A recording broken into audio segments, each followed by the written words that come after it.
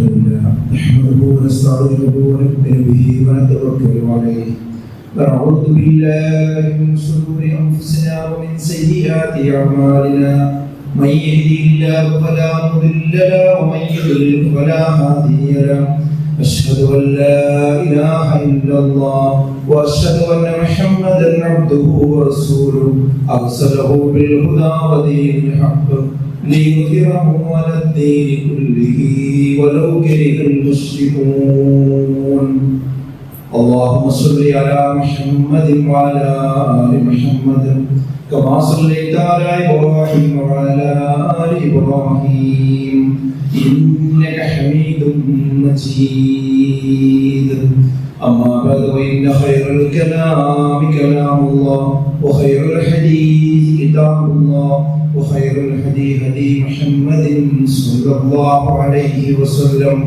وشر الأمور محدثاتها وكل محدثة بدعة وكل بدعة ضلالة أعوذ بالله من الشيطان الرجيم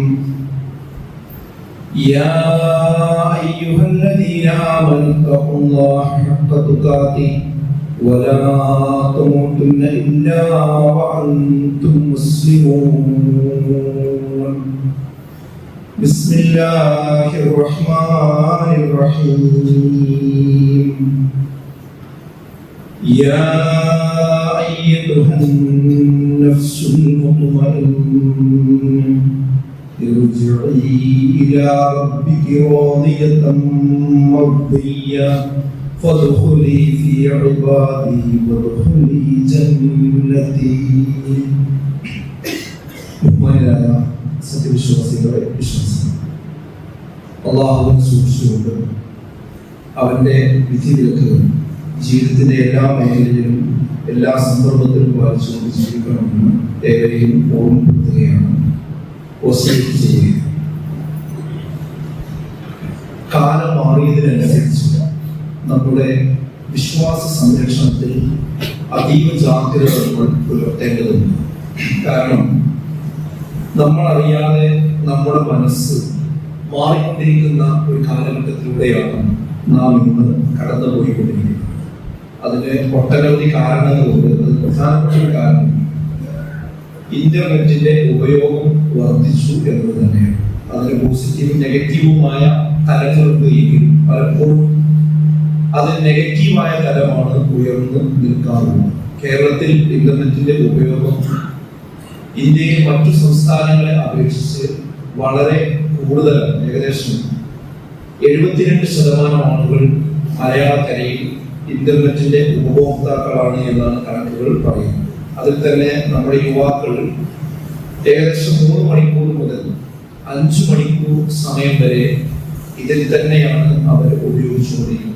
24 മണിക്കൂറിൽ ഉറങ്ങുന്ന സമയം വെച്ചാൽ ബാക്കി എത്രയുണ്ടാകുന്ന നമുക്കറിയാം. ആ സമയത്തിൽ ഏകദേശം 5 മണിക്കൂറോളം സമയം ഈ ഇന്റർനെറ്റിന്റെ വ്യത്യസ്തമായ പ്ലാറ്റ്ഫോമുകളിലൂടെയാണ് അവർ സഞ്ചരിച്ചുകൊണ്ടിരിക്കുന്നത്. അത് യുവാക്കളുടെ കാര്യം മാത്രമല്ല, പ്രത്യേകിച്ച് കോവിഡാനന്തരം നമ്മുടെ കേരളത്തിൽ കണ്ട ഒരു പ്രതിഭാസം അത് വൃദ്ധജനങ്ങളിലേക്ക് കൂടി, വയോധികരിലേക്ക് കൂടി, പ്രത്യേകിച്ച് 60-70 വയസ്സായ അതിനുശേഷമുള്ള ആളുകളിലേക്ക് കൂടി ഇതിന്റെ വലിയ തോതിലുള്ള ഉപയോഗം കടന്നു വന്നിട്ടുണ്ട് എന്നതാണ്. ഇന്ത്യയിൽ 15 മുതൽ 20 വരെയാണ് അതിന്റെ കണക്ക് എങ്കിൽ കേരളത്തിൽ അതിന്റെ എത്രയോ ശതമാനമാണ് വയോധികരായ ആളുകൾ ഇത്തരം പ്ലാറ്റ്ഫോമുകളിലൂടെ സമയം ചെലവഴിക്കുന്നത് എന്നാണ് നമുക്ക് കണക്കുകളിലൂടെ കാണാൻ സാധിക്കും. അതിൽ ഒരുപാട് ഇമ്പാക്റ്റുകൾ ഉണ്ടായിക്കൊണ്ടിരിക്കും. ഒരുപാട് ഫേക്ക് ന്യൂസുകൾ, പ്രത്യേകിച്ച് പ്രായമുള്ള ആളുകളെ സംബന്ധിച്ചിടത്തോളം ഈ വരുന്നതിൽ AI ഉപയോഗിച്ചുകൊണ്ട് ഉണ്ടാക്കിയതാണോ അതല്ലാത്തതാണോ എന്നൊന്നും തിരിച്ചറിയാൻ കഴിയാത്തതും. അതുപോലെ തന്നെ ചില വാർത്താ ചാനലുകൾ, യൂട്യൂബ് ചാനലുകൾ, ഒതന്റിക് അല്ലാത്ത യൂട്യൂബ് ചാനലുകൾ, അതിലൂടെയൊക്കെ വരുന്ന വാർത്തകൾ അങ്ങനെയൊക്കെ വിശ്വസിച്ചു പോകുന്ന സാഹചര്യങ്ങളും ഒക്കെ നമ്മൾ കണ്ടുകൊണ്ടിരിക്കുന്നുണ്ട്. സൈബർ തട്ടിപ്പിന് വിധേയരാകുന്ന ആളുകളെയും ഇതിൽ നമുക്ക് കാണാൻ കഴിയും. അങ്ങനെ ഒട്ടനവധി പ്രശ്നങ്ങൾ അത് മുഖേന ഉണ്ടായിക്കൊണ്ടിരിക്കുന്നു. കേരളത്തിൽ 100 പേരുണ്ട് എങ്കിൽ അത് 99 പേരും ഇന്റർനെറ്റ് കണക്ഷൻ ഉള്ളവരാണ് എന്ന രീതിയിലാണ് കണക്കുകൾ കാണിക്കുന്നത്. അതിൽ തന്നെ നഗരങ്ങളെക്കാൾ കാണുന്നത് ഗ്രാമപ്രദേശങ്ങളിൽ തന്നെയാണ്. അതിൽ തന്നെ 100 പേർക്ക് അതിന്റെ കണക്ഷൻ ഉണ്ട് എങ്കിൽ 100 പേർക്ക് അത് ഉപയോഗിക്കുന്നുണ്ട് എങ്കിൽ 248ഓളം കണക്ഷനുകൾ അത്തരം ആളുകളിലൂടെ തന്നെ അവരുടെ വീടുകളിലൂടെ തന്നെ ഉണ്ട് എന്നതാണ്.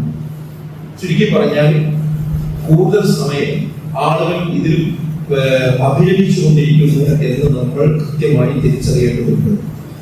ഇതിന്റെ കുറച്ചുകൂടി കണക്കിലേക്ക് നമ്മൾ വന്നാൽ ഇതിൽ ഏറ്റവും കൂടുതൽ ആളുകൾ ഉപയോഗിക്കുന്നത് ഏതാണെന്ന് ചോദിച്ചാൽ ഏകദേശം 69% മുതൽ 75% വരെ ആളുകൾ ഉപയോഗിക്കുന്നത് എന്റർടൈൻമെന്റുകളാണ്, അഥവാ വിനോദ കാര്യങ്ങൾക്ക് വേണ്ടിയാണ്, തമാശകൾക്ക് വേണ്ടിയാണ്. അതിന്റെ പിന്നാലെയാണ് ഏകദേശം 85% ആളുകളും ഇത് ഉപയോഗിക്കുന്നതിൽ കൂടുതൽ ആളുകളും പോയിക്കൊണ്ടിരിക്കുന്നത്. ഇതിൽ 56% ആളുകളും ദിവസവും 1 മണിക്കൂർ മുതൽ 3 മണിക്കൂർ സമയം വരെ ഈ വിനോദ കാര്യങ്ങൾക്ക് വേണ്ടിയാണ് ഉപയോഗിച്ചുകൊണ്ടിരിക്കുന്നത്. ഞാൻ നേരത്തെ പറഞ്ഞു 5 മണിക്കൂറോളം ഉപയോഗിക്കുന്നുണ്ടെങ്കിൽ അത് 3 മണിക്കൂറും ഇത്തരം കാര്യങ്ങൾക്ക് വേണ്ടിയാണ് പ്രയോഗിച്ചുകൊണ്ടിരിക്കുന്നത് എന്നാണ്. ഇവിടെ എന്ത് സംഭവിക്കുന്നു എന്ന് ചോദിച്ചാൽ മനുഷ്യൻ അവൻ അറിയാതെ തന്നെ അവന്റെ മനസ്സിന്റെ നിയന്ത്രണങ്ങൾ അവനിൽ നിന്ന് നഷ്ടപ്പെട്ടുകൊണ്ടിരിക്കുന്നു എന്നതാണ്. അവൻ വിചാരിക്കാത്ത മേഖലകളിലൂടെ പക്ഷികൾ പറക്കുന്നത് പോലെ അവന്റെ മനസ്സ് പറന്നുകൊണ്ടിരിക്കുന്നു, വിഹരിച്ചുകൊണ്ടിരിക്കുന്നു എന്നതാണ്. അങ്ങനെ അവസാനം അവൻ തന്നിഷ്ടങ്ങൾക്ക് വിധേയമായി ജീവിക്കുന്നു എന്ന് മാത്രമല്ല, ഞാൻ എന്റെ തന്നിഷ്ടങ്ങൾക്ക് വിധേയമായി കൊണ്ടാണ് ജീവിക്കുന്നത് എന്ന് അറിയാൻ പോലും കഴിയാതെ അവൻ മുന്നോട്ട് പോയിക്കൊണ്ടിരിക്കുന്നു എന്നതാണ് പ്രശ്നം. കാരണം റസൂലുള്ളാഹി സ്വല്ലല്ലാഹു അലൈഹി വസല്ലമ ഉമ്മത്തിനെ സംബന്ധിച്ച് ധാരാളം കാര്യങ്ങൾ ഭയപ്പെട്ടിട്ടുണ്ട്. അതിൽ പ്രധാനപ്പെട്ട ഒരു കാര്യമായി പറഞ്ഞത് ഇന്നമാ അഖ്ശാ അലൈക്കും ശഹവാത്തുൽ ഗൈബി ഫീ ബുതൂനിക്കും, ഒന്ന് നിങ്ങളുടെ വയറിന്റെ പേരിലുള്ള ശഹവാത്തുകൾ, അതേപോലെ തന്നെ ഫുറൂജിക്കും, നിങ്ങളുടെ കുഞ്ഞാവയവങ്ങളുടെ പേരിലുള്ള ശഹവാത്തുകൾ, വമുദില്ലാത്തിൽ ഹവാ, അതേപോലെ തന്നെ ഹവകൾ, തന്നിഷ്ടങ്ങൾ നിങ്ങളെ വഴിതെറ്റിപ്പിക്കുന്ന കാര്യത്തിലും ഞാൻ ഭയപ്പെടുന്നു എന്ന് റസൂലുള്ളാഹി സ്വല്ലല്ലാഹു അലൈഹി വസല്ലം പറഞ്ഞിട്ടുണ്ട്. ഈ 3 കാര്യങ്ങളും ഇന്ന് ഈ ഇന്റർനെറ്റ് ഉപയോഗത്തിൽ നമുക്ക് കാണാൻ സാമൂഹ്യ മാധ്യമങ്ങളിൽ ഇതുപോലെ കൂടുതൽ അഭിനയിക്കുന്നവരിൽ കാണുന്ന ചിത്രങ്ങളാണ്. വയറിന്റെ പേരിലുള്ള സുഹൃത്തുക്കൾ എന്ന് പറഞ്ഞാൽ എന്താ? അതായത് ഇന്ന് കുറച്ചുകൂടി നിങ്ങൾ സെർച്ച് ചെയ്തു കൂടുതൽ ആളുകൾ കാണുന്ന ഒരു സാധനമാണ് ഈ ഫുഡുമായി ബന്ധപ്പെട്ടുകൊണ്ടുള്ള സംഗതികൾ, വെറൈറ്റി ഫുഡുകൾ ഉണ്ടാക്കുന്ന വിഷയങ്ങൾ. അത് നിങ്ങളൊരു ഫുഡ് ഉണ്ടാക്കുന്നതും അത് വിളമ്പുന്നതും അത് കഴിക്കുന്നതും ഒരു വിനോദമായി മാറി കഴിഞ്ഞിരിക്കുന്ന ഒരു കാലഘട്ടത്തിലൂടെയാണ് നമ്മൾ കടന്നു പോകുന്നത്. അതിനുവേണ്ടി ഒരു ചായ കുടിക്കാൻ വേണ്ടി എത്രയോ കിലോമീറ്ററുകൾ യാത്ര ചെയ്യുന്ന ഒരു സംസ്കാരം നമ്മുടെ കേരളത്തിൽ കടന്നു വന്നിട്ടുണ്ട്. അതിലൂടെ ആ ഒരു ഫുഡിന് പല രീതിയിലുള്ള ഭക്ഷണ സാധനങ്ങൾക്ക് അടിമയായിക്കൊണ്ട് മനുഷ്യൻ എന്തെല്ലാമോ ആയിക്കൊണ്ടിരിക്കുന്ന സാഹചര്യം നമ്മൾ കണ്ടുകൊണ്ടിരിക്കുന്നു. പിന്നെ പറഞ്ഞത് രുചിക്കും അവരുടെ കുഖ്യാവയവങ്ങൾ അത് ശബ്ദത്തുകൾക്ക് അനുസരിച്ച് മുന്നോട്ട് പോകുന്ന ഒരവസ്ഥ. അതെ, ലൈംഗികമായ അപഭ്രംശങ്ങൾ ഇത് സംഭവിച്ചുകൊണ്ടിരിക്കുകയാണ്. ഇത് എത്രമാത്രം വാർത്തകളാണ് കണ്ടുകൊണ്ടിരിക്കുന്നത്. പീഡനത്തിന്റെ, ചെറിയ കുട്ടികളെ പോലും പീഡിപ്പിക്കുന്നതിന്റെ വാർത്തകൾ എത്രയാണ് കണ്ടുകൊണ്ടിരിക്കുന്നത്. അതിന് നമ്മൾ മൂടി വെച്ചിട്ട് കാര്യമില്ല.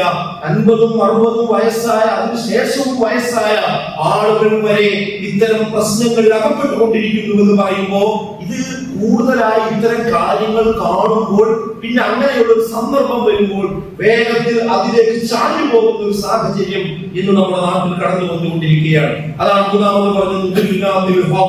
അതുപോലെ തന്നെ തോന്നലുകൾ തന്നെ, തന്നിഷ്ടങ്ങൾ തന്നെ വഴിതെറ്റിക്കുന്ന വിഷയം. ഇതൊക്കെ ഈ കാര്യത്തിലാണ് ഞാൻ എന്റെ ഉമ്മത്തിന്റെ കാര്യത്തിൽ ഏറ്റവും കൂടുതൽ ഭയപ്പെടുന്നത് എന്ന് റസൂലുള്ളാഹി സ്വല്ലല്ലാഹു അലൈഹി വസല്ലം പറയാം. എവിടെയും നിന്ന് നോക്കൂ നിങ്ങൾ, ഇങ്ങനെയുള്ള മനുഷ്യനെ മയക്കി കിടത്തുന്ന ഒരു പ്രധാന സംഗതിയാണ് ഈ മ്യൂസിക് എന്ന് പറയുന്നത്, സംഗീതം എന്ന് പറയുന്നത്.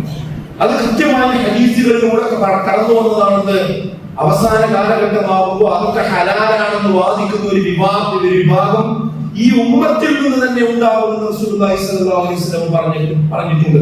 യസ്തഹില്ലൂന അൽ-ഹിറ വൽ ഹരീറ എന്ന് റസൂലുള്ളാഹി സ്വല്ലല്ലാഹു അലൈഹി വസല്ലം പറഞ്ഞു. വൽ മആസിഫ് എന്നതിന് കൂട്ടത്തിൽ ചേർത്ത് പറഞ്ഞു. സംഗീത ഉപകരണങ്ങൾ കുഴപ്പമില്ല എന്ന് വാദിക്കുന്ന ഒരു വിഭാഗം മറ്റൊരു വിഭാഗങ്ങളിൽ നിന്ന് വരുമെന്നല്ല പറഞ്ഞത്, മുസ്ലിം ഉമ്മത്തിൽ നിന്നുണ്ടാകുമെന്ന് റസൂലുള്ളാഹി സ്വല്ലല്ലാഹു അലൈഹി വസല്ലം പറഞ്ഞു. ഇത് എവിടെയാണ് ഇല്ലാത്തത്? അതിന്റെ അകമ്പടി ഇല്ലാത്ത ഒരു ഇടം നമുക്ക് കാണാനില്ല. ഒരു ഓട്ടോറിക്ഷയിൽ കയറിയാൽ, ഒരു ബസ്സിൽ കയറിയാൽ, ഏതെങ്കിലും ഒരു സ്ഥലത്ത് വിശ്രമിക്കാനിരുന്നാൽ, ഏതെങ്കിലും ഒരു വിവാഹത്തിന്റെ സ്ഥലത്ത് പങ്കെടുത്താൽ, എവിടെ പോയാലും ഇതിന്റെ അപ്പുറത്ത് ഇയർഫോണ് കാതിൽ തിരികെ അത് തന്നെ കേട്ടുകൊണ്ടിരിക്കുന്ന ഒരു സാഹചര്യമാണ് ഇന്ന് നമ്മുടെ കൺമുമ്പിലൂടെ കടന്നു പോയിക്കൊണ്ടിരിക്കുന്നത്. വിനോദം, അതിനുവേണ്ടി കാശ് എത്രയാണ് ആളുകൾ ചെലവഴിച്ചുകൊണ്ടിരിക്കുന്നത്. അതായത് ഏറ്റവും കൂടുതൽ നേരത്തെ ഞാൻ സൂചിപ്പിച്ചു 69% മുതൽ 85% വരെ ആളുകൾ ഈ വിനോദത്തിന് വേണ്ടിയാണ് ഈ ഇന്റർനെറ്റ് സമയം ചെലവഴിക്കുന്നത്. അതിന് എത്ര കാശായിരിക്കും അവർ ചെലവഴിച്ചുകൊണ്ടിരിക്കുന്നത്? 500 മുതൽ 200, 2000 വരെ രൂപ ഇതിന് ഒരു മാസത്തിൽ ഒരാൾ ചെലവഴിച്ചുകൊണ്ടിരിക്കുന്നുണ്ട് എന്നതാണ്. അഥവാ വർഷത്തിൽ 100 കോടിയിലധികം രൂപ മലയാളികൾ ഈ വിനോദ സംഗതികൾക്ക് വേണ്ടി, തമാശകൾക്ക് വേണ്ടി മാത്രമായി പ്രയോജനപ്പെടുത്തിക്കൊണ്ടിരിക്കുന്നുണ്ട് എന്നതാണ്. എന്താ അതിൽ സംഭവിക്കുന്നത്? ശരിക്കും വിശ്വാസികൾ മനസ്സിലാക്കേണ്ട ഒരു കാര്യം, ഇതിന് വല്ലാതെ അഡിക്റ്റ് ആയാൽ, ഇതിങ്ങനെ അഭിനയിച്ചുകൊണ്ടിരുന്നാൽ 2 കാര്യങ്ങൾ പ്രധാനമായിട്ട് സംഭവിക്കും. ഒന്ന്, നമ്മൾ അറിയാതെ ദീനീ ചിന്തകളിൽ നിന്ന് നമ്മൾ അകന്നു പോകും. രണ്ടാമത്തേത്, പിന്നെ അവസാനം നമ്മൾ ദീനീ കാര്യങ്ങൾ പരിഹസിക്കുന്ന ഒരു തരത്തിലേക്ക് നമ്മൾ കയറി. പിന്നെ ദീനീ കാര്യങ്ങൾ ആരെങ്കിലും പറഞ്ഞിട്ട് ചുറ്റുപാടിയിൽ ഇങ്ങനെ പറയുമ്പോൾ നിങ്ങൾ സ്ഥലത്ത് പോയിട്ട് മ്യൂസിക് ഒന്നും പാടില്ല എന്ന് പറഞ്ഞ് എവിടുന്ന് വരുന്നതായിരിക്കും. ആ വരുന്ന ആ പറഞ്ഞവരെ പറ്റി പരിഹസിക്കുക ചെയ്യും. ഇയാളേതാ ഒരു കാക്ക, ഇയാളേതാ അമ്മാവൻ, ഇയാളേതാ ഈ നാട്ടിൽ നിന്ന് വരുന്നത്, അസാബുൽ ഇറങ്ങി വരികയാണോ എന്ന രീതിയിലായിരിക്കും ചിന്തിക്കുക. അതാണെന്ന് ഒന്ന് ദീനീ കാര്യങ്ങളിൽ നിന്ന് അകന്നു പോകും. രണ്ടാമത് ആ ദീനീ കാര്യങ്ങൾ നമ്മൾ അറിഞ്ഞോ അറിയാതെയോ പരിഹസിക്കുന്ന സാഹചര്യത്തിലേക്ക് വരെ വരും. ആയത്ത് നോക്കൂ നിങ്ങൾ, 31-ാം അധ്യായം 6-ാമത്തെ ആയത്തിൽ അല്ലാഹു പറഞ്ഞു, വമിനന്നാസി മൻ യശ്തരി ലഹുൽ ഹദീസ്, മനുഷ്യന്മാരുടെ കൂട്ടത്തിലുണ്ട് ലഹുൽ ഹദീസ്, വിനോദ വർത്തമാനങ്ങൾ വില കൊടുത്തു വാങ്ങുന്നവർ മനുഷ്യരുടെ കൂട്ടത്തിലുണ്ട്. എന്താണ് വില കൊടുത്തു വാങ്ങിയാൽ സംഭവിക്കുക? എന്തിനു വേണ്ടിയാണത്? യാതൊരു അറിവുമില്ലാതെ, യാതൊരു വിവരവുമില്ലാതെ അതങ്ങ് വാങ്ങിക്കൊണ്ട് അള്ളാഹുവിന്റെ മാർഗത്തിൽ നിന്ന് വഴിതെറ്റി പോകുന്നതിന് വേണ്ടി. ഒന്നാമത്തെ കാര്യം പറഞ്ഞതെന്താ? വഴിതെറ്റിക്കുന്നതിന് വേണ്ടി, അള്ളാഹുവിന്റെ മാർഗത്തിൽ നിന്ന് യാതൊരു വിവരവുമില്ലാതെ. പിന്നെ രണ്ടാമത് പറഞ്ഞതോ, അതിനവർ പരിഹാസത്തോടു കൂടി കാണുകയും മതപരമായ കാര്യങ്ങളെ അവർ പരിഹസിക്കുകയും ചെയ്യും. ഈ 2 കാര്യങ്ങൾക്ക് വേണ്ടി വിനോദ വർത്തമാനങ്ങൾ വില കൊടുത്തു വാങ്ങുന്നവരെ മനുഷ്യരുടെ കൂട്ടത്തിൽ നിനക്ക് കാണാം. എന്താണ് അവർക്ക് വരാനിരിക്കുന്നത്? നിന്ദകരമായ ശിക്ഷയാണ് നാളെ പരലോകത്ത് കാത്തിരിക്കുന്നത്. സംഗീതം എന്ന് പറയുന്നത് മനസ്സിൽ കാപ്പട്ടി നിറക്കുന്നത് റസൂലിന്റെ ഇബ്നു മസ്ഊദ് റളിയല്ലാഹു അൻഹു പറഞ്ഞത് നമുക്ക് കാണാൻ കഴിയും. ഹൃദയത്തിൽ കാപട്യം നട്ടുവളർത്തുന്ന സംഗതിയാകുന്നു ഈ വിനോദങ്ങൾ, ഈ പാട്ടും അതുപോലെയുള്ള വിനോദ സംഗതികൾ. പാട്ടെന്ന് പറയുമ്പോൾ സംഗീതത്തിന്റെ അകമ്പടിയില്ലാത്ത അർത്ഥഗർഭമായ പാട്ട് പാടുന്നതിന് ഇസ്ലാം വിലക്കുന്നില്ലെന്ന് മാത്രമല്ല, അതിനെ പ്രോത്സാഹിപ്പിക്കുക കൂടി ചെയ്യുന്നുണ്ട്. ഈ വിവാഹ സദസ്സുകളിൽ പാട്ട് വേണമെന്ന ആളുകൾക്ക് എന്തിനാണ് ആ മ്യൂസിക്കിന്റെ അകമ്പടി? അതില്ലാതെ തന്നെ നമ്മുടെ വീടുകളിലുള്ള എത്രയെത്ര കുട്ടികളുടെ ശുദ്ധിമധുരമുള്ള നല്ല രീതിയിൽ പാടാൻ കഴിയുന്ന എത്ര കുട്ടികളുണ്ട്. ആ കുട്ടികളെ കൊണ്ടൊരു പാട്ട് പാടിച്ചാൽ അതെന്തൊരു സന്തോഷമായിരിക്കും. പക്ഷെ അതിനപ്പുറത്തേക്ക് പോയി ഏതോ ആളുകൾ എഴുതി വെച്ച, ഉണ്ടാക്കി വെച്ച കട്ടും മുട്ടും ഇതുപോലെയുള്ള സ്ഥലങ്ങളിൽ എന്തിനു കൊണ്ടുവരണം? ഹൃദയത്തിൽ നിഫാഖ് നട്ടുവളർത്തുന്നതാകുന്നു. ഏതുപോലെ വെള്ളം ഭൂമിയിലേക്ക് വന്നാൽ ആ വെള്ളത്തിൽ നിന്ന് കൃഷി എങ്ങനെ ഉണ്ടാകുമോ, വളർന്നു വരുമോ, ഇതേപോലെ ഈ സംഗീതം തന്നെ മനുഷ്യന്മാർ കേൾക്കുകയാണെങ്കിൽ അവന്റെ ഹൃദയത്തിൽ അവിടെ വളർന്നു വരുന്നത് വിശ്വാസമല്ല, ഈമാനല്ല, തഖ്വയല്ല, മറിച്ച് കാപട്യമായിരിക്കും, നിഫാഖായിരിക്കും എന്ന് ഇബ്നു മസ്ഊദ് റളിയല്ലാഹു അൻഹു പറഞ്ഞതായി നമുക്ക് കാണാൻ കഴിയും. 3 തരം മനസ്സുകളുണ്ട് എന്നാണ് ഖുർആൻ പരിചയപ്പെടുത്തുന്നത്. നമ്മളെ ഈ വിഭാഗത്തിൽ കൊടുക്കും ഓരോരുത്തർ ഈ കാലഘട്ടത്തിൽ ചിന്തിക്കേണ്ടതാണ്. ഈ 3 വിഭാഗത്തിൽ എവിടെയാണ് നമ്മൾ വരിക? ഒന്നാമത് പറഞ്ഞ മനസ്സ് ഏതാണെന്നറിയോ? അഥവാ എപ്പോഴും തിന്മയിലേക്ക് പ്രേരിപ്പിക്കുന്ന മനസ്സ്. ഏത് സമയത്തും വേണ്ടാത്ത കാര്യങ്ങൾ ഇങ്ങനെ ചിന്തിക്കുക. ചില ആളുകൾ പറയും, നമസ്കരിക്കാൻ കൈ കെട്ടിയാൽ പോലും എനിക്ക് ഇങ്ങനെ ആവശ്യമില്ലാത്ത ചിന്തകൾ വരും, എന്താ അവസ്ഥ പരിഹാരം? അപ്പൊ ഞാൻ അവരോട് ചോദിക്കാറുള്ളത്, നിസ്കരിക്കാൻ പോണ സമയത്ത് ഫോണിൽ നിങ്ങൾ എന്താണ് കണ്ടുകൊണ്ടിരിക്കാറുള്ളത്? അതായത് നിസ്കരിക്കാൻ പോകുന്നത് വരെ, പള്ളിക്ക് നടന്നു വരുന്നത് വരെ കാണുന്നത് ഇത്തരം സംഗതികളാണ്. അത് കണ്ട് പോക്കറ്റിൽ ഓഫാക്കി ഇട്ടിട്ടാണ് നേരെ നിസ്കരിക്കാൻ കഴിയുന്നത്. അപ്പൊ സ്വാഭാവികമായിട്ട് ബാക്കി ചിന്തിക്കും, നിസ്കാരം കഴിഞ്ഞാൽ നേരെ കൈ പോകുന്നത് ഫോണിലേക്കാണ്, വീണ്ടും ഓൺ ചെയ്യുന്നത് അത് തന്നെയാണ്. പിന്നെ അത് കണ്ടുകൊണ്ടാണ് തിരിച്ചു പോകുന്നത്, പിന്നെ നിസ്കരിച്ചുകൊണ്ട് കാര്യം. അപ്പൊ അതുകൊണ്ട് എപ്പോഴും മനസ്സിൽ മോശപ്പെട്ട ചിന്തകൾ ഇങ്ങനെ വരുന്ന അവസ്ഥ, അങ്ങനെയുള്ള നഫ്സുകളുണ്ട്.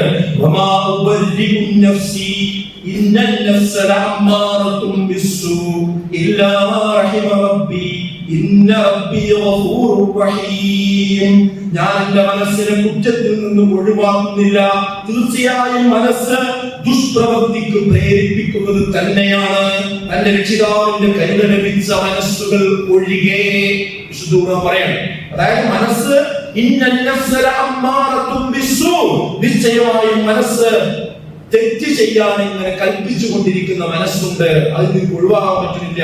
അള്ളാന്റെ കാവലുള്ളവർക്ക് മാത്രമേ അതിൽ നിന്ന് ഒഴിവാകാൻ കഴിയുകയുള്ളൂ. അള്ളാന്റെ കാവലായിട്ട് കിട്ടുക, അള്ളാഹുവിനെ സംബന്ധിച്ച് ചിന്തിക്കുന്നവർക്ക് അള്ളാന്റെ കാവല് കിട്ടും. അല്ലാതെ 4 മണിക്കൂർ 5 മണിക്കൂർ ഈ റീൽസിന്റെ പിന്നാലെ പോകുന്ന ഒരാൾക്ക് എങ്ങനെ അള്ളാന്റെ കാവല് കിട്ടുക? അതിൽ കാണുന്ന ആ സ്ത്രീകളുടെ നഗ്നമേനി ആസ്വദിച്ചുകൊണ്ടല്ലാതെ വിവാഹം കഴിച്ച ഒരാൾക്ക് തന്റെ ഭാര്യയുമായി ലൈംഗിക ബന്ധത്തിൽ ഏർപ്പെടാൻ പോലും കഴിയുന്നില്ല എന്ന് ചില ആളുകൾ പങ്കുവെക്കുമ്പോൾ എത്രമാത്രമാണ് ഈ അശ്ലീലങ്ങൾക്ക് ആളുകൾ വിജയമായി കൊണ്ടിരിക്കുന്നത് എന്ന് നാം ശരിയായ അർത്ഥത്തിൽ മനസ്സിലാക്കേണ്ടതുണ്ട്. രണ്ടാമത്തേത് ഏതാണെന്ന് അറിയാം, നഫ്സ് അൻ-നഫ്സുൽ ലവ്വാമ എന്ന്. വലാ ഉഖ്സിമു ബിൻ-നഫ്സിൽ ലവ്വാമ, കുറ്റപ്പെടുത്തുന്ന മനസ്സിനെ കൊണ്ടും ഞാൻ സത്യം ചെയ്തു പറയുന്നു. അഥവാ മനസ്സാക്ഷിയെ കുറിച്ച് നമ്മൾ പറയാറുണ്ട്, അതൊരു നമ്മുടെ ഒരു കാവൽ നായയാണ് പറയാറുണ്ട്. നമ്മുടെ വീടിന് മുമ്പിൽ കെട്ടിയിട്ട ഒരു നായ, കള്ളൻ വരുമ്പോൾ അതിന്റെ നേരെ കുരച്ചു ചാടുന്ന ഒരു നായ. ഇതേപോലെ തെറ്റ് ചെയ്യുമ്പോൾ നമ്മുടെ നേരെ, നമ്മുടെ മനസ്സിന് നേരെ കുരച്ചു ചാടുന്ന ഒരവസ്ഥ, മനസ്സിന്റെ ഒരു ചുഴച്ചിൽ, അങ്ങനെയുള്ള മനസ്സുള്ള ആളുകളുണ്ട്. ഇതാണ് രണ്ടാമത്തെ ഒരു വിഭാഗം. അവർക്ക് തെറ്റ് പറ്റും, പക്ഷെ തെറ്റ് പറ്റുമ്പോണ്ടാവും ആ ചെയ്തത് ശരിയായില്ല, അത് കാണേണ്ടിയില്ല, അത് പോകേണ്ടിയില്ല, ആ ലഹരി ഉപയോഗിക്കേണ്ടിയില്ല, ഞാൻ ആ കമ്പനിന്റെ കൂടെ പോകേണ്ടിയില്ല, ആ ടൂർ പോയതുകൊണ്ടാണ് പ്രശ്നമായത്, അല്ലെങ്കിൽ നിസ്കാരം ഒഴിവാകുമ്പോൾ അയാൾ നിസ്കരിച്ചിട്ടില്ല. ഇങ്ങനെയുള്ളവരെ ഇത് കുറച്ചുകൂടെ ഈമാനുള്ള ആളുകളുടെ ലക്ഷണമാണ്. പക്ഷെ ഇവര് വക്കത്താണ്, ഇവര് വക്കിലൂടെയാണ് സഞ്ചരിച്ചുകൊണ്ടിരിക്കുന്നത്, തിന്മയുടെ വക്കിലൂടെയാണ്, ഉൾപാലത്തിലൂടെയാണ് സഞ്ചരിച്ചുകൊണ്ടിരിക്കുന്നത്. ഏത് സമയത്തും തിന്മയിലേക്ക് അവർ പോകാം. പക്ഷെ ആ തിന്മയിലേക്ക് പോകുമ്പോൾ ഒരു ചൊറിച്ചിലിങ്ങനെ ഉണ്ടാവും, പക്ഷെ അത് അധിക കാലം ഉണ്ടാവില്ല. കുറച്ചു കാലം ആ തിന്മ തന്നെ ചെയ്യുമ്പോൾ എന്ത് ചെയ്യും, പിന്നെ ആ ചൊറിച്ചിൽ പോകും. ഏതുപോലെ നമ്മള് വീടിന് ഉപയോഗിക്കുന്ന തുണിക്കഷ്ണങ്ങൾ ഉണ്ടല്ലോ, ആ തുണിക്കഷ്ണം സാധാരണ നമ്മൾ ടവലായിട്ട് ഉപയോഗിക്കും, പിന്നെ അത് മുഷിയും പത്തിയും മേശ ഉടക്കാൻ വേണ്ടി ഉപയോഗിക്കും, പിന്നെ അത് അടുക്കളയിൽ നമ്മുടെ പാത്രം പിടിക്കാൻ വേണ്ടി ഉപയോഗിക്കും അല്ലെ. ആ സമയമായി കഴിഞ്ഞാൽ പിന്നെ അത് കഴിയാതെ നേരം അല്ലെ. അതിന്റെ മുമ്പാണെങ്കിൽ നീ കഴിയാൻ നന്നാവും. ഇതേപോലെ ഹൃദയം എന്ത് ചെയ്യും, അങ്ങനെ അങ്ങ് ചടച്ചു പോയി കഴിഞ്ഞാൽ പിന്നെ അത് നന്നായി എടുക്കാൻ കഴിയില്ല. അതാണ് ഈ രണ്ടാമത്തെ നഫ്സുൽ ലവ്വാമ. തെറ്റ് ചെയ്യുമ്പോൾ കുറ്റബോധം തോന്നും. ആ തോന്നുന്ന ആളുകൾ എപ്പോഴും തോന്നിക്കോളുന്നില്ല. കുറച്ച് മുന്നോട്ട് പോയ നേരത്തെ പോലെ മനസ്സ് എപ്പോഴും മോശപ്പെട്ട കാര്യങ്ങളെ അയാളോട് പറഞ്ഞുകൊണ്ടിരിക്കും. പിന്നെ മൂന്നാമത്തെ മനസ്സിലാണ് നഫ്സുൽ മുത്മഇന്ന എന്ന് പറയുന്ന നഫ്സാണ്, അഥവാ സമാധാനമടഞ്ഞ മനസ്സ്. യാ അയ്യതുഹൻ നഫ്സുൽ മുത്മഇന്ന, മരിക്കാൻ കിടക്കുന്ന ആളോട് ഇതാ, സമാധാനമടഞ്ഞ മനസ്സേ,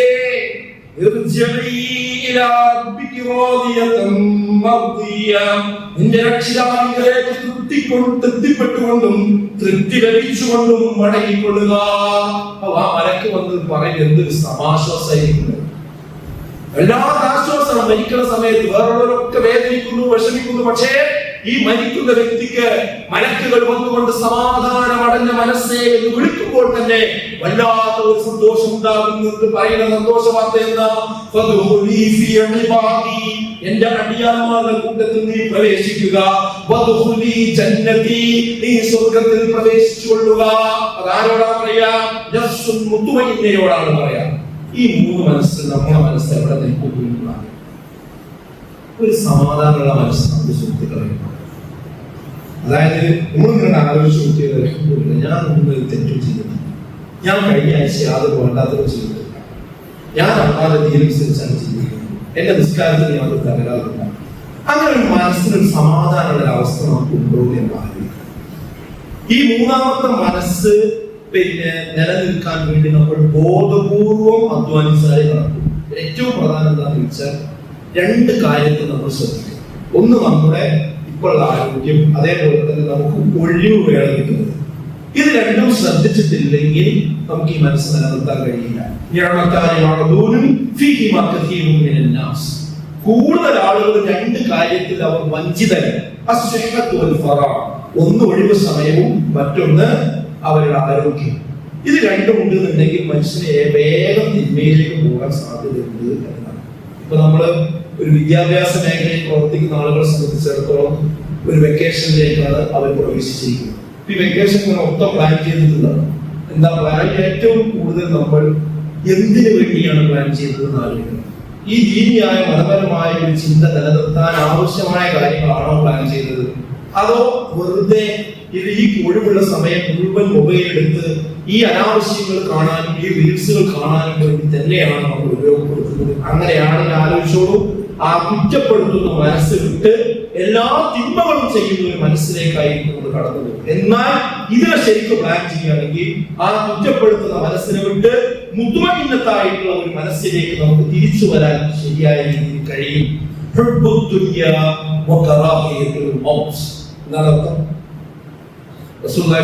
പറഞ്ഞു, അവസാന നാളാവുമ്പോ ഭക്ഷണത്തളികയിലേക്ക് വിശക്കുന്നവർ കൈനീട്ടി വരുന്നത് പോലെ മുസ്ലിം സമുദായത്തിന് നേരെ എല്ലാവരും എല്ലാ ശത്രുക്കളും കൈനീട്ടി വരുന്ന ഒരവസ്ഥയുണ്ടാകും.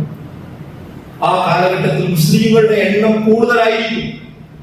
പക്ഷേ അവരുടെ ഹൃദയത്തിൽ വഹനിട്ട് കൊടുക്കുമെന്നാണ്.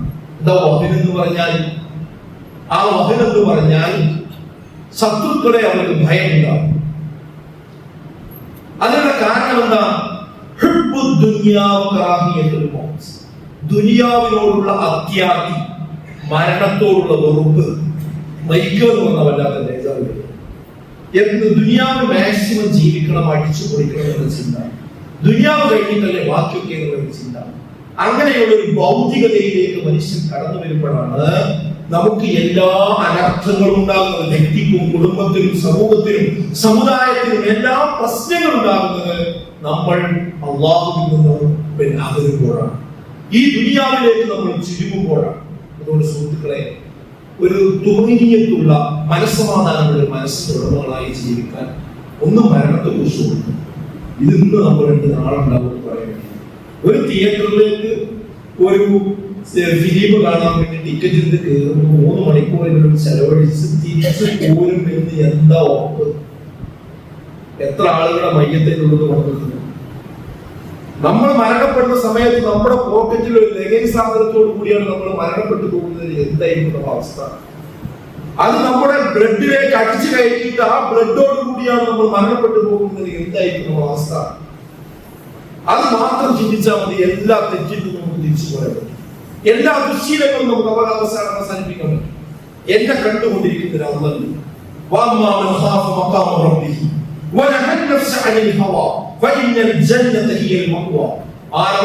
സ്ഥാനത്തെ ഭയപ്പെട്ടുകൊണ്ട് തിന്മയിൽ നിന്ന് തിരിച്ചു നടക്കുന്നവോ അവനുള്ളതാകുന്നു സ്വർഗ്ഗം. ഈ കാലഘട്ടത്തിൽ പറയുന്നത് ഈ മൊബൈൽ ഫോൺ കയ്യിൽ പോക്കറ്റിൽ കൊണ്ടതോടുകൂടി ഇവിടുള്ള നാട്ടിലുള്ള സിനിമാ തിയേറ്ററുകളൊക്കെ അടച്ചാലും എല്ലാ വൃത്തികേടുകളും അടച്ചാലും ഇത് നമ്മുടെ 24 മണിക്കൂർ നമ്മുടെ പോക്കറ്റിൽ പ്രവർത്തിച്ചുകൊണ്ടിരിക്കും. അതുകൊണ്ട് അത് ശ്രദ്ധിച്ച് ഉപയോഗിച്ചിട്ടുണ്ടെങ്കിൽ നമ്മുടെ ഈമാൻ കൊണ്ടായിരിക്കും നമ്മുടെ ഫോൺ തീരുക, നമ്മുടെ നെറ്റ്. അതിനുവേണ്ടി അതേ സാധനത്തിന്റെ ഒരു ശ്രദ്ധയോടുകൂടി ഉപയോഗിക്കണമെങ്കിൽ ഈമാൻ വർദ്ധിപ്പിക്കാൻ പറ്റും. ഈമാൻ വർദ്ധിപ്പിക്കാൻ പറ്റുന്ന ഇഷ്ടമുള്ള സംഗതികളൊക്കെ ഉണ്ട്. ഇത് നമ്മൾ കുടുംബത്തിൽ മീറ്റിംഗ് വിളിച്ച് കുട്ടികളോട് കുടുംബത്തോടൊക്കെ പറയണം.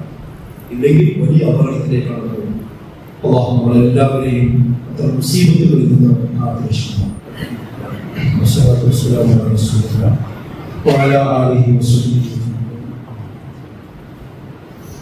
നമ്മുടെ നഫ്സിനെ ശരിയായ രീതിയിൽ നിലനിർത്താൻ കഴിയണമെങ്കിൽ എന്താണ് നഫ്സ് എന്ന് കൃത്യമായി നമ്മൾ അറിഞ്ഞിരിക്കണം.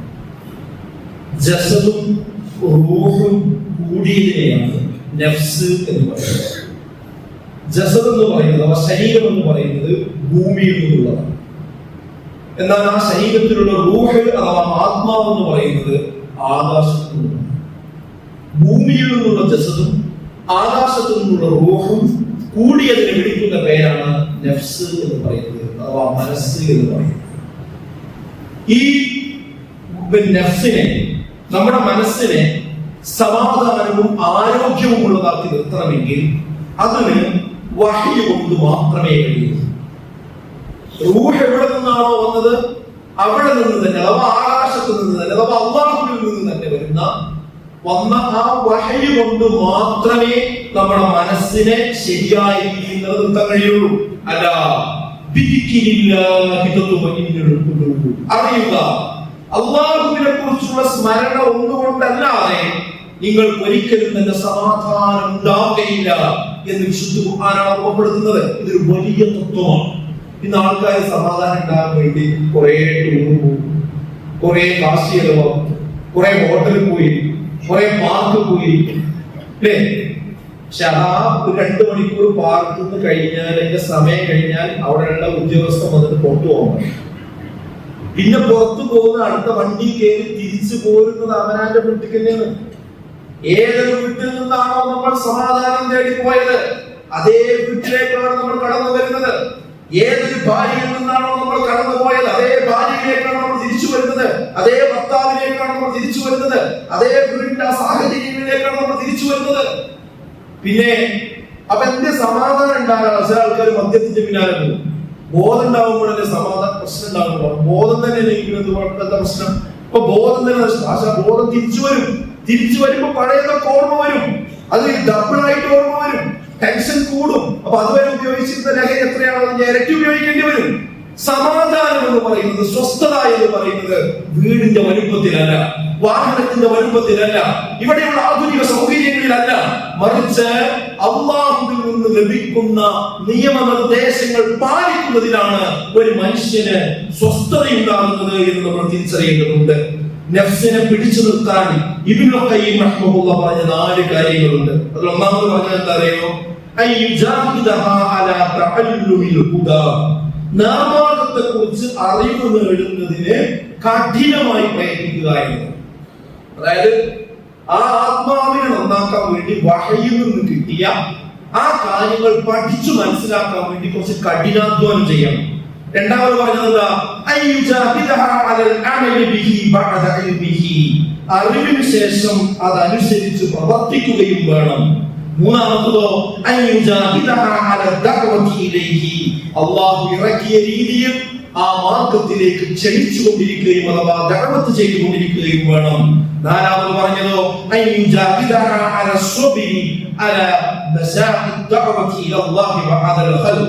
അള്ളാഹുവിന് വേണ്ടി ക്ഷമയോടുകൂടി ആ മാർഗത്തിൽ നിങ്ങൾ ഉറച്ചു നിൽക്കുകയും വേണമെന്നാണ്. ഈ 4 കാര്യങ്ങൾ ഉണ്ടായാൽ നിങ്ങളുടെ നഫ്സിനെ നിങ്ങൾക്ക് ശരിയായ ഇടത്തിൽ പിടിച്ചു നിർത്താൻ കഴിയും. ഞാൻ നിങ്ങളോട് ഓരോരുത്തരോട് ചോദിക്കുന്നത്, ഈ 4 നമുക്കുണ്ടോ എന്നൊന്ന് ആലോചിച്ചു. ഒന്ന്, കൃത്യമായി ഇസ്ലാമികമായ അറിവ് നേടാൻ എന്തു മാർഗമാണ് ഇപ്പോൾ നമുക്കുള്ളത്? നമ്മളെ ഈ ദാറുൽ സ്ത്രീകളുടെ ക്ലാസ് എടുക്കുന്നുണ്ട്, പുരുഷന്മാർക്ക് ക്ലാസ് എടുക്കുന്നുണ്ട്, കുട്ടികൾക്ക് ക്ലാസ് നടക്കുന്നുണ്ട്. ഇൻഷാ അല്ലാഹ് നാളെ പാർവാൻ എന്ന പേരില് പിന്നെ ഒരു 7ാം ക്ലാസ്സിന് മുകളിലുള്ള കുട്ടികൾക്ക് ഈ വെക്കേഷനിൽ പ്രത്യേകമായ ക്ലാസ് രാവിലെ 9 മുതൽ 12 വരെ നടക്കുന്നുണ്ട്. ഇങ്ങനെ ഒട്ടനവധി കാര്യങ്ങൾ നടക്കുന്നുണ്ട്. പക്ഷെ അത് നമ്മൾ എത്ര പേര് അത് എത്തിപ്പെടാറുണ്ട്? നമ്മുടെ കുടുംബത്തിൽ നിന്ന് എത്ര പേര് എത്തിപ്പെടാറുണ്ട്? ഇതുപോലെയുള്ള മതപരമായ കാര്യങ്ങൾ സംസാരിക്കുന്ന സമ്മേളനങ്ങളും ഇടങ്ങളും ഒക്കെ ഉണ്ട്. ഈ അടുത്ത ദിവസം മണ്ണാർക്കാട് നടക്കാൻ പോകും. പക്ഷെ അതിന് പോകണമെന്ന് എത്ര പേര് തോന്നുന്നുണ്ട്? ഇതിനൊക്കെ ചോദിച്ചാൽ ഭയങ്കര തിരക്കാണ് ആൾക്കാർ ഇവിടെ ഒഴിവില്ലായിരിക്കും തരും. എന്നാൽ അതേ വ്യക്തിനെ തന്നെ കുറച്ച് കഴിഞ്ഞാൽ എന്ത് ചെയ്യും? മൊബൈൽ ഫോൺ ഉപയോഗിച്ചുകൊണ്ട് അവിടെ അതിൽ ഇങ്ങനെ ഓരോ തിരക്കും. നമസ്കാരത്തിൽ നിന്ന് എത്ര പെട്ടെന്നാണ് ആളുകൾ ഇറങ്ങിപ്പോകുക? ഇറങ്ങി പോയിട്ട് തൊട്ടപ്പുറത്ത് പോയാൽ ആ ഉപകാരത്തിന് ഉള്ളിൽ ഈ ഫോൺ നോക്കി എന്താ നമുക്ക് സംഭവിക്കുന്നത് ആലോചിച്ചു. അതായത് നമ്മൾ പഠിക്കേണ്ടതും വായിക്കേണ്ടതും അറിയേണ്ടതുമായ കാര്യങ്ങൾക്ക് പലപ്പോഴും ചെയ്യുന്നത് നമ്മളെ സമ്മതിക്കുന്നില്ല എന്നതാണ് വിഷയം. അതേപോലെ തന്നെ ഞാൻ സമ്മതിക്കുന്ന ആൾക്കാർ ഈ അറിവനുസരിച്ചാണ് പ്രവർത്തിക്കുക. അത് എത്രത്തോളം അറിവിന്റെ കാര്യം. പിന്നെ പറഞ്ഞാൽ എന്താ അറിയോ, ഈ ദീനി കാര്യങ്ങൾ വേറൊരു സംസാരിച്ചുകൊണ്ടിരിക്കുക. അതിനാണ് വേറൊരിടത്ത് പറയാം. അതിനെപ്പറ്റി നമ്മൾ പറയും നമ്മുടെ ധാരണ എന്താ, അത് കുറച്ച് മൗലികമാർക്കും സംഘടനാ പ്രവർത്തകർക്കൊക്കെ മാത്രമുള്ള പരിപാടി, എനിക്കതൊന്നും പറഞ്ഞതല്ല. അവിടെയാണ് നമുക്ക് തന്നെ തകരാറ്. അതുകൊണ്ടാണ് നമുക്ക് ഒഴിവ് സമയം കിട്ടുന്നത്. നമ്മൾ ബിസി ആയി കഴിയണം. ഇത് ദീനീ മേഖലയിൽ ബിസി ആയി കഴിഞ്ഞാൽ നമുക്ക് ഈ ഫോണിൽ തോന്നാനും അത് വേണ്ടാത്ത കാര്യങ്ങൾ കാണാൻ ഒരിക്കലും സമയം ഉണ്ടാവില്ല. നമ്മുടെ സ്ക്രീൻ സമയം കുറയും കൂടിയാൽ തന്നെ നല്ല കാര്യങ്ങളായിരിക്കും നമ്മൾ കാണാം, നല്ല കാര്യത്തിലായിരിക്കും നമ്മൾ ഫോൺ ചെയ്യും. അപ്പൊ ഈ കാര്യങ്ങളിലേക്ക് നമ്മൾ തിരിച്ചു വരേണ്ടതുണ്ട് സഹോദരങ്ങളെ. നല്ല ആഴത്തിലുള്ള വായിച്ചേ പറ്റുള്ളൂ. കുട്ടികളും വായിക്കണം, ഭാര്യയും വായിക്കണം, ഭർത്താവും ഒക്കെ വായിക്കണം. കഴിഞ്ഞ ആഴ്ചകളിൽ പറഞ്ഞിരുന്നു നമ്മളെ ദർഭവുമായി ബന്ധപ്പെട്ട കാര്യം. അപ്പൊ അതിന്റെ സമയം അവസാനിച്ചുകൊണ്ടിരിക്കും. ഒരുപാട് ഏകദേശം 100ഓളം ആളുകൾ ഇവിടെ അറിയില്ലാതെ മരിച്ചത്. ആ ചേർത്തോട് എനിക്ക് പറയാനുള്ളത്, അത് വീട്ടിൽ റാക്കോ കുട്ടിക്ക് അത് കൊണ്ടേക്കുള്ളതല്ല, അത് വായിക്കണം, അത് ഉള്ളിലുള്ളതെന്ന് അറിയണം. അപ്പോൾ ഈ കാലഘട്ടത്തെ വെല്ലുവിളികളെ കുറിച്ച് നമുക്ക് മനസ്സിലാക്കണം. നമ്മുടെ ഈമാനെ ചോർത്തിക്കളയുന്ന വിശ്വാസങ്ങളും സംസ്കാരങ്ങളും അജണ്ടകളും എന്താണ് ഇവിടെ ഉള്ളത് എന്ന് നമുക്ക് തിരിച്ചറിയാൻ കഴിയുള്ളൂ. അപ്പോഴേ നമുക്ക് പ്രതിരോധിക്കാൻ കഴിയുള്ളൂ. അല്ലെങ്കിൽ നമ്മുടെ മക്കൾക്ക് അതിൽ പെട്ടിട്ടായിരിക്കും നമ്മൾ അവസാനം വിവരറിയാം. അതുകൊണ്ട് വാങ്ങാത്തവർ വാങ്ങണം, വാങ്ങിയവർ വായിക്കണം. അതുപോലെ ക്ലാസ്സുകൾ കാര്യങ്ങളും പങ്കെടുക്കണം. അല്ലാതെ പോയി കഴിഞ്ഞാൽ ഈ കാലത്ത് ഈ ഇന്റർനെറ്റിന്റെ ഒഴുക്കിൽ കുത്തൊഴുക്കിൽ നമ്മളും അറിയാതെ നമ്മുടെ മനസ്സ് അതിന്റെ കൂടെ പോകും. ഈ തമാശയും ഈ സംഗീതവും ഈ മ്യൂസിക്കും അതുപോലെ തന്നെ ഈ അനാവശ്യമായ ചിന്തകളും കാര്യങ്ങളിലും മാത്രം അഭിനയിച്ചുകൊണ്ടായിരിക്കും നമ്മൾ മരിച്ചു. അല്ലാഹു നമ്മളെ എല്ലാവരെയും കാത്തുരക്ഷിക്കുമാറാകട്ടെ. നമ്മുടെ ജീവിതത്തിൽ വന്നുപോയ ചെറുതും വലുതുമായ എല്ലാ പാപങ്ങളും അല്ലാഹു നമുക്ക് വിട്ടുകൊടുത്ത് മാപ്പാക്കി തരുമാറാകട്ടെ. ഏത് സമയത്ത് മരിക്കുകയാണെങ്കിലും ഈമാനോടുകൂടി മരിക്കുന്ന യഥാർത്ഥ മുത്തഖികളെയും മുഅ്മിനീങ്ങളെയും നമ്മെയും നമ്മുടെ കുടുംബത്തെയും അല്ലാഹു ഉൾപ്പെടുത്തി അനുഗ്രഹിക്കുമാറാകട്ടെ. നമ്മുടെ കൂട്ടത്തിൽ രോഗം കൊണ്ട് കഷ്ടപ്പെടുന്ന എല്ലാവർക്കും അല്ലാഹു ആശ്വാസവും ശമനവും നൽകി അനുഗ്രഹിക്കുമാറാകട്ടെ. നമ്മിൽ നിന്ന് മരണപ്പെട്ടു പോയ ഒട്ടനവധി ആളുകളുണ്ട്. അവരുടെയൊക്കെ ഖബറുകൾ അല്ലാഹു വിശാലമാക്കി കൊടുക്കുമാറാകട്ടെ. അല്ലാഹു والمسلمين والمسلمات والأحياء منهم والأموات إنك مجيب الدعوات يا قاضي الحاجات. ربنا اصرف عنا عذاب جهنم إن عذابها كان غراما. ربنا هب لنا من أزواجنا وذرياتنا قرة أعين واجعلنا للمتقين إماما. اللهم أجرنا من النار، اللهم أجرنا من النار، اللهم أجرنا من النار. اللهم أعز الإسلام والمسلمين وأذل الشرك والمشركين. ربنا تقبل منا إنك أنت السميع العليم وتب علينا إنك أنت التواب الرحيم. ربنا آتنا في الدنيا حسنة وفي الآخرة حسنة وقنا عذاب النار. آمين يا أرحم الراحمين.